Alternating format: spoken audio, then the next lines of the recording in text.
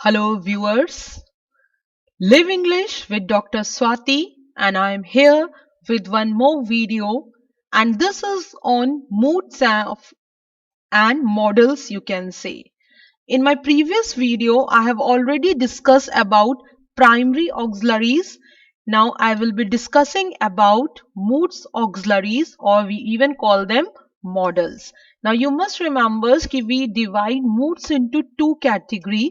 The first is moods where we talk about can, could, may, might, will, would, shall, should, ought to, must. But semi moods are used to, have to, dare to, need to. So we will be discussing them one by one. So here we go. Now the first important thing is can. Now can is used for capacity, possibility, permission, ability and perception. Now if I just talk about the example, you can say only he can do this. So it is his capability, only he can do this. In terms of possibility, you can say can it be she at this hour, can it be she at this hour. In the terms of permission, you can go now. You must remember कि in order to use can, when we have to take a formal permission or might be with the people of our same age, we use the word can in order to take permission. I can teach English. This is my ability. So again, I can teach English. Or you can say for perception, he can see with his own eyes. He can see with his own eyes. The past form of can is could, and could is also a kind of moods and it is used to express a condition, inclination, permission and request. So if we just quickly see the examples, we can say he said that he could do it. In the past form, you will be using it. He said that he could do it.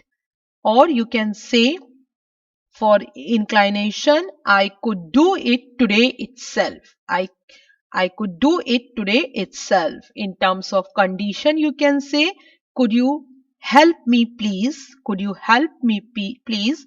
Or in order to take a request or permission, we make use of could. The next word is may. Now may is used for taking permission, possibility and wish. We make use of may. We can see few example like may I go out please. It's a permission. May I go out please. In terms of wish, we can say may you live long, may you live long. Or possibility is it may rain tonight. It may rain tonight. Now, of course, the past form of may is might, and might is again used to express some possibility, request, and suggestion. So we can quickly see few examples like she said that she might do it. So it's a past form. She said that she might do it. Or you can say in terms of suggestions, we can say you might go, or in terms of request you can say she might do a favor to me, she might do a favor to me. Or in terms of possibility you can say the medicine might cure you, the medicine might cure you.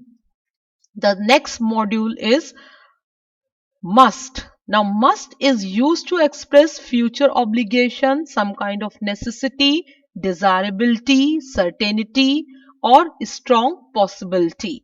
So must is used like example we can say this must be your action. This must be your action is a kind of strong possibility. We can talk about certainty.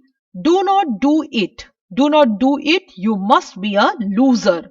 Do not do it. You must be a loser. In terms of desirability, you can say he agreed that he must buy a car. He agreed that he must buy a car. In terms of necessity or obligation, you can say you must do as you are asked. You must do as you are asked. Next word is ought to. Ought to talks about your duty, obligation, desirability, probability, etc. So ought to is used in terms of indicating a duty or desirability, even if a probability is always there. So ought to, like you can say, he ought to do it just now.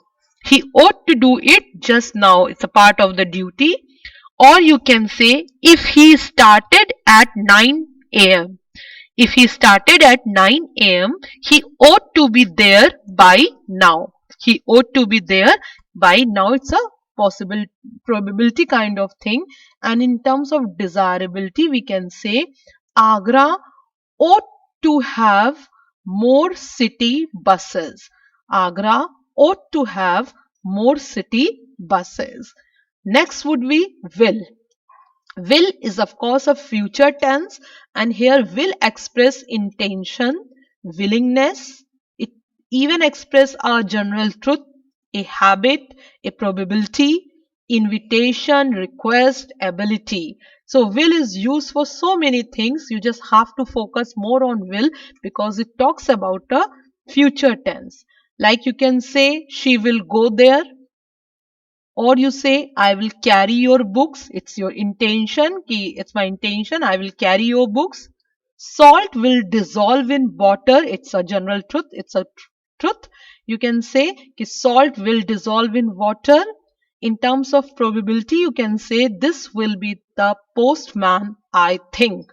This will be the postman, I think. In terms of request, you can say, will you accompany me, please? Will you accompany me, please? Or in terms of ability, you can say, this medicine will cure the disease. This medicine will cure the disease. Now, next comes your would. Of course, the past tense of will is would, and would is used to express wish, intention, some habitual truth, polite request, etc. So we can quickly see few examples like let her do what she would. Let her do what she would. So it's a kind of wish. We hope she do the best. And in terms of past tense, you can say he said that he would go there. He said that he would go there. Now, in terms of possibility, if you talk in terms of possibility, what could be the possibility of this? So we can say ki she would be 40 when you assume somebody. So she would be 40. On terms of request, you can say, would you please come for a cup of tea? Would you please come for a cup of tea? Then our next word is, of course, shall. Shall is again a future tense, and it is used to express will, intention, duty, command, obligation, official notice, and of course for seeking permission for something or from somebody. So here we will just quickly see few example of shall as well. Like you say, we shall do it tomorrow. So it's more a future action. We shall do it tomorrow. You shall not do it. You shall not do it. It talks in terms of intentions. No more work shall be done today. No more work shall be done today. It's more a command. And in terms of notice, we can say members shall elect the chairman. Members shall elect the chairman or a chairperson, you can say. In terms of permission, shall we go now? Shall we go now? Now next comes the other word is should. Of course, should is the past tense of shall, and it is used to express promise, some kind of threat, some kind of permission, information, duty, advice, suggestion, possibility, probability, etc. So of course, should is used in many ways as well. You can always look on the screen and get to know. So if we talk in terms of past tense, we can say said that I should do it. I said that I should do it. Or you will say in terms of threatening, when you are threatening somebody, you are giving a threat. You say that you won't do it. You say that you won't do it, but I say you should. But I say you should. And duty, We should obey our parents, we should obey our teachers, we should obey our elders, and generally people make use of it. So it's a duty, it's something which is always advisable. And in terms of possibility, you can say he should be in the room. He should be in the room. So these are all about moods. And now I will be moving towards Sami moods. So Sami moods used to, it talks about a discontinued habit which you was in the past, but now you have stopped it. So some frequent practices or some routine of the past.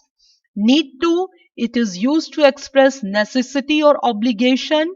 Need has the usual form, you can say. When you talk in terms of infinitive, we make use of an infinitive to, and most of the time we say ki need to is more used for negative and question sentences.